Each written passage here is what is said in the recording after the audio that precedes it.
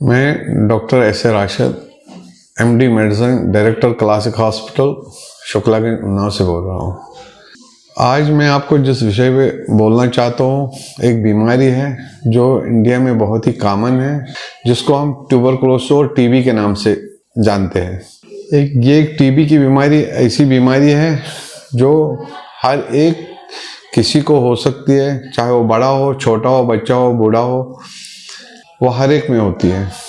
TB basically क्या होता है, ज़्यादातर ये कहाँ पाया जाता है? लंग्स में, फेफड़ों में और बॉडी के दूसरे अंगों में पाया जाता है, जो वाया ब्लड के थ्रू कहीं भी पहुंच जाता है ये बैक्टीरिया।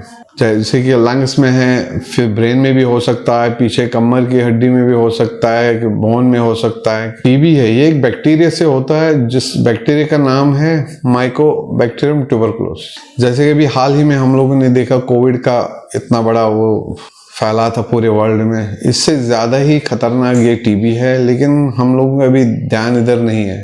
ये टीबी के लक्ष्य क्या क्या होते हैं? अगर किसी को टीबी होता है, लक्ष्य उसके क्या क्या है? सबसे पहले खांसी, अगर जो 3 हफ्ते से ज़्यादा खांसी आए तो खांसी उसको एक साधारण खांसी नहीं समझना चाहिए।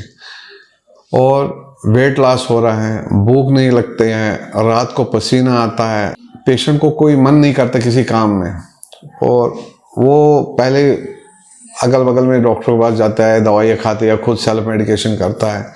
लेकिन उनको ध्यान देना चाहिए कि जब भी उनको लगेगा कि खांसी बहुत ही ज़्यादा, 2-3 हफ्ते हो गए हमें खांसी नहीं रुक रही है, मेरा वेट लॉस हो रहा है, मेरी भूख नहीं लगती है, कभी कभार क्या होता है खांसते खाते ब्लड आता है इसमें, तो वो थोड़ा एडवांस स्टेज में चला जाता है, फिर तब जाके पेशेंट थोड़ा घबरा जाता है, मेरा ब्लड है, तब जाके वो डॉक्टर के पास जाता है।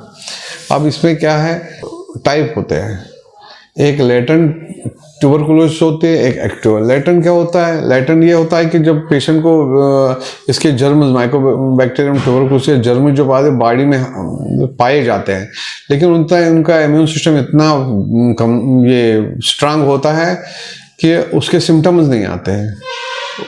बैक्टीरिया तो है ही अंदर बॉडी में, लेकिन इम्यून सिस्टम इतना मजबूत होता है कि उसके कोई सिम्टम नहीं आते, ना खांसी होती है, ना बुखार आता है।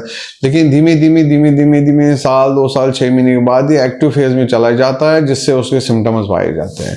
फिर वो कहता है मुझे खांसी आ रहा है, बुखार आ रहा है, भूख नहीं लग रही है। अब ये फैलती कैसे है? तो जैसे कि किसी पेशेंट को टीबी है, वो खांस लेता है, खांसते वो जो ड्रॉपलेट इन्फेक्शन होता है वो बाहर आते हैं, वो बैक्टीरिया, और दूसरा बंदा वही सामने है वो इनहेल करता है। ये ज़्यादातर कोई बंद कमरों में होता है, या कहीं ऑफिस में बैठा है, कोई वैसे ही कि 1-2 रूम में रहते हैं, तो एक बंदा खांसता है और दूसरा इनहेल करता है, तो इसमें वो उसी से ये फैल जाता है। ये कम्युनिकेबल डिजीज़ है, उसी से फैल जाता है। इसके लिए दवाई भी है, बहुत अच्छी दवाई है। और जब भी हम लोग टीबी की दवाई चालू करते हैं, उनको बताते हैं कि ये 6 महीने का कोर्स है, या 9 महीने का कोर्स है, या 12 महीने का कोर्स है। लेकिन हम लोगों ने अब शुरुआत किया है, आपको दवाई दे रहे हैं अब टीबी की। अब इसमें कोई नागा नहीं होना चाहिए, बिल्कुल आप डॉक्टर के टच में रहेगा कि इतने बजे कौन सी दवाई खानी है, तो ये बिल्कुल बीमारी चली जाती है शरीर में। यदि आपके घर में भी अगर कोई भी हो, जब उसको खांसी आ रही है और 2-3 हफ्तों से आ रही है, बुखार आ रहा है, बदन दर्द हो रहा है, वेट लॉस हो, उसको आप कभी भी किसी भी और इतना हल्के में ना ले लीजिए कि यार वही दवाई खाओ तो ठीक हो जाओगे खुद ही। लेकिन उसमें ये होना चाहिए कि आप डॉक्टर पास जाए, किसी पढ़े लिखे डॉक्टर पास जाए, वो आपके कुछ टेस्ट्स करेंगे। यदि ये पॉजिटिव पाया गया कि हाँ इसमें टीबी के लक्ष्य है, टीबी का इन्फेक्शन है, लेटेंट पीरियड में है या एक्टिव फेज में है, तो दवाई चलेगी। तो वो पूरे वर्ल्ड वाइड वही दवाई होती है। ये नहीं कि आज यहाँ पे एक दवाई चलेगी, दूसरे शहर में दूसरी दवाई, ऐसा कुछ नहीं होता है। ये वर्ल्ड वाइड एक जैसी दवाई होती है।